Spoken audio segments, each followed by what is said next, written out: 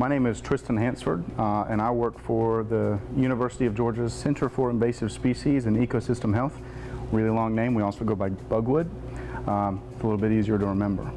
Invasive species in Georgia range from plants, animals, reptiles, critters, you name it. This story will focus on 3 creatures that Tristan Hansford says are trash cans, meaning they eat everything they can fit in their mouth. Hansford travels around the state educating farmers, landscapers, anyone who wants to know about invasive species that could make an impact in our area. Starting with the Cuban tree frog. This amphibian is native to Cuba and is invasive in Florida and has been for a number of years. Now it's invading Georgia too.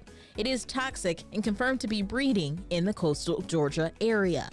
They like to hitch rides a lot, especially at campgrounds and things like that. They get rides on campers and cars and trucks. We think that's how they got to coastal Georgia. They're hitching rides on campers and cars and trucks and boats and things like that, and they just hop out once they get here. It's known for its large toe pads and yellow coloring on its legs. The issue is these frogs can push out other frogs that are native to the area. Another characteristic that Cuban tree frogs have that our native toads do not is they actually have blue bones. And if you hold them up in the light in a certain way, you can actually see those blue bones. Can't do that with this one because it's very well fed. And he's a little chunky and we can't actually see his bones. And if you do find one, the recommendation is to carefully catch it and put it in some sort of container with holes in it. And take a picture, and you can submit that to EdMaps or to Georgia DNR, and they'll confirm, yes, that's a Cuban tree frog, and we'll work with you on what you need to do from there, or no, it's a native tree frog and you can let it go. Trevor the cane toad was found in Vidalia, Georgia. Hansford says he has 2 theories to how it's made the journey. The first is that a family went to Middle or South Florida on vacation. Somebody caught themselves a toad while they were there and they brought it back, and it continued to grow and get too big, and they turned it loose not thinking a thing about it. More likely though, in my opinion, is there are a lot of plant nurseries in Middle and South Florida.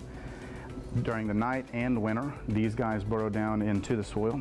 So I'm betting that he hopped up in a potted plant and it was sold over winter and planted up here in Georgia, and then come springtime he crawled himself out and there he was.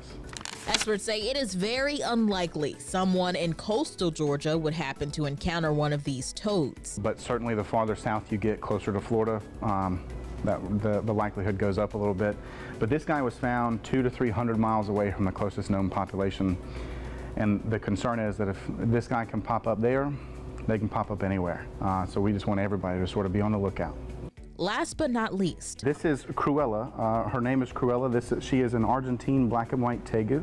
But if you just say Tegu, most people know what you're talking about.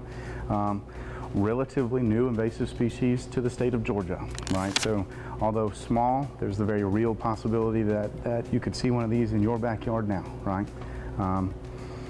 We do only have an established population that we know of in Toombs and Tattnall counties in Georgia, so that's the Vidalia area, but they've been reported, verified, and removed from all over the state. Hansford says she can get to be at least 5 feet long. She eats everything she can fit in her mouth. She's omnivorous, so she eats animal and plant material, but her favorite thing to eat just so happens to be eggs. So what that means for us is chicken keepers, commercial and backyard. These guys are trying to break into chicken coops to steal eggs. But more than that, in my opinion, is the threat to some of our ground nesting birds like northern bobwhite quail and the eastern wild turkey. As with other invasive species, you want to report any sightings to the experts. So this is certainly not an animal you want to catch with your bare hands, okay? They're not going to be happy about that. And you're going to sustain some injury, for sure. So if you do catch one of these, we recommend using a have-a-heart box trap, the same way you would catch a feral cat to get it neutered or something like that, right?